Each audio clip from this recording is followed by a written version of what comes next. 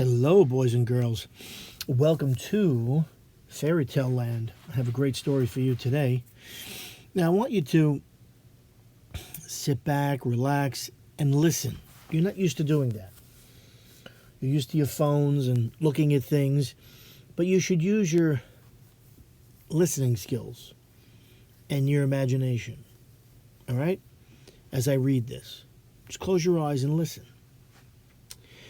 This is called The Frog Prince by the brothers Grimm, who are wonderful writers, or were. Right, they're gone now. But okay, long ago, when wishes often came true, there lived a king whose daughters were all handsome. That means pretty. But the youngest was so beautiful that the sun himself, who has seen everything, was bemused every time he shone over her because of her beauty. Near the royal castle there was a great dark wood, a forest, and in the wood under an old linden tree was a well. And when the day was hot, the king's daughter used to go forth into the wood and sit by the brink of the cool well. And if the time seemed long, she would take out a golden ball and throw it up and catch it again, and this was her favorite pastime. Now it happened one day that the golden ball, instead of falling back into the maiden's little hand, which had sent it aloft, dropped to the ground near the edge of the well and rolled in, the king's daughter following it with her eyes as it sank. But the well was deep, so deep that the bottom could not be seen. Then she began to weep, and she wept and wept as if she could never be comforted.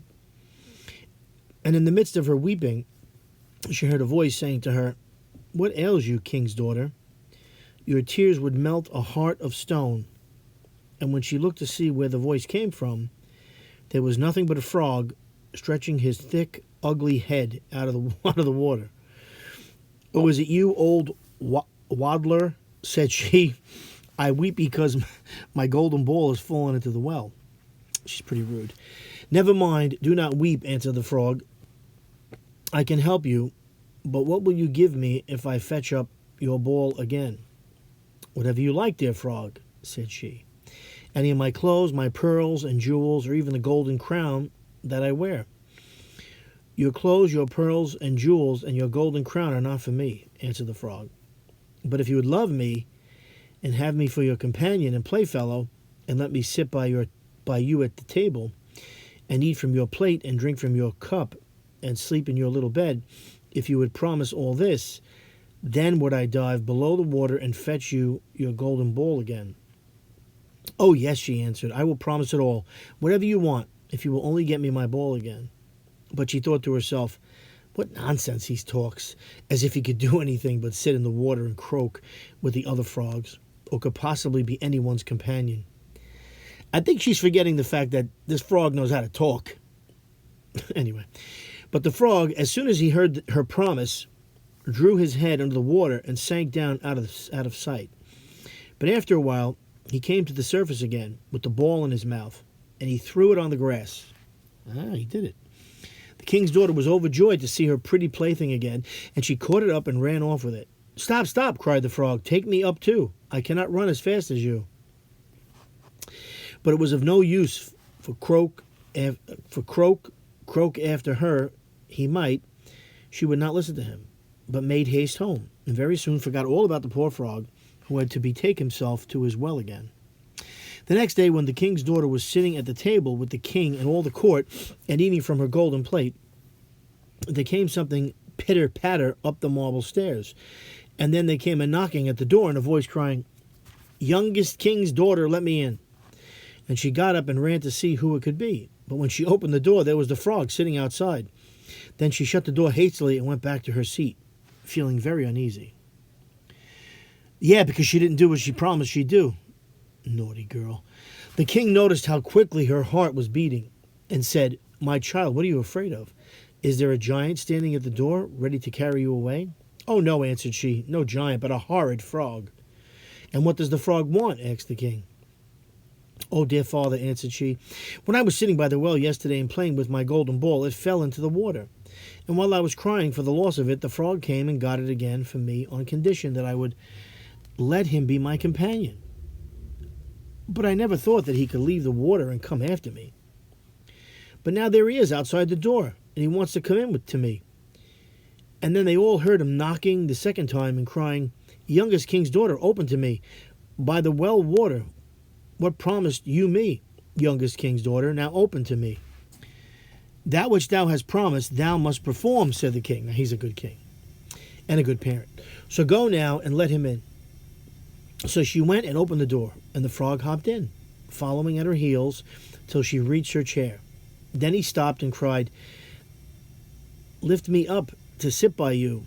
But she delayed doing so until the king ordered her.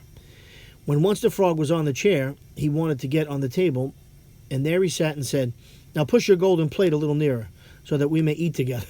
Eat together. And so she did. But everybody might see how unwilling she was, and the frog feasted heartily, but every morsel seemed to stick in her throat. She wants to throw up, looking at a frog eating on her plate. I have had enough now, said the frog at last. And as I am tired, you must carry me to your room, and make ready your silken bed, and we will lie down and go to sleep. Then the king's daughter began to weep, and was afraid of the cold frog, that nothing would satisfy him, but he must sleep in her pretty clean bed. Now the king grew angry with her, saying, That which thou hast promised in any time of necessity must thou now perform. So she picked up the frog with her finger and thumb, carried him upstairs and put him in a corner, and when she had lain down to sleep, he came creeping up, saying, I am tired and want to sleep as much as you. Take me up, or I will tell your father. Then she felt beside herself with rage, and picking him up, she threw him with all her strength against the wall, crying, Now will you be quiet, you horrid frog? Boy, she's really rude. She is a spoiled brat. But as he fell, he ceased to be a frog and became all at once a prince. That happens sometimes in these stories, with beautiful, kind eyes. And it came to pass that with her father's consent, they became bride and bridegroom. And he told her how a wicked witch, there's always one of them in this story, these stories, always, had bound him by her spells, and how no one but she alone could have released him, and that they two would go together to his father's kingdom. And there came to the door a carriage drawn by 8 white horses, with white plumes on their heads, and with a golden harness. And behind the carriage was standing faithful Henry, the servant of the young prince. Now faithful Henry had suffered such care and pain when his master was turned into a frog, that he had been obliged to wear 3 iron bands over his heart, to keep it from breaking with trouble and anxiety. When the carriage started to take the prince to his kingdom, and faithful Henry had helped them both in, he got up behind and was full of joy at his master's deliverance. And when they had gone a part of the way, the prince heard a sound at the back of the carriage, as if something had broken. And he turned around and cried, Henry, the wheel must be breaking. But Henry answered, The wheel does not break. 'Tis the band around my heart, that to lessen its ache, when I grieved for your sake, I bound round my heart. He's a faithful servant. Again, and yet once again there was the same sound, and the prince thought it must be the wheel breaking, but it was the breaking of the other bands from faithful Henry's heart, because he was so relieved and happy. The end. Now, what a nice story. However, there's a few lessons here, boys and girls, that I want to discuss. First of all, the princess was a brat. Okay, let's just get this straight. I know he married her in the end, and they lived happily ever after, as happens in these things. But she's a bit of a brat. She made a promise and she didn't want to go through with it. Now she had a good father who told her and corrected her properly and said, "Look, you have to do it." But she was not interested in doing that, boy. She really wanted to get out from her promise. Now, I would say, well, don't make the promise, right? If you can't keep a promise, don't make it. Don't give your word if you're not going to keep it. That's a lesson, right? That's what you should get out of this. Don't say, "Mom, I'm going to clean my room," and then you don't do it. Just don't make the promise. Okay, that's the best way to go. But I would say it's best to clean your room. But anyway, but it could be anything. So I do that. If I can't do something, I will say, "I'm really not sure I can, do this. So don't hold me to it." Because, if you make a promise and then you don't do it, you're going to look really bad. You're going to look like a bad person. And you don't want that to happen. Now, the father was good. He he made her do what she had to do.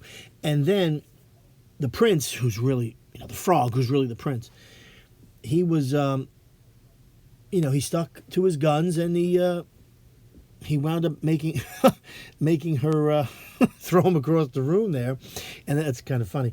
And then it turned him back into a prince, and everything turned out okay. Anyway, maybe you could think of other lessons in the story. But anyway, that was fun. So enjoy it. I'll see you next time. Take care.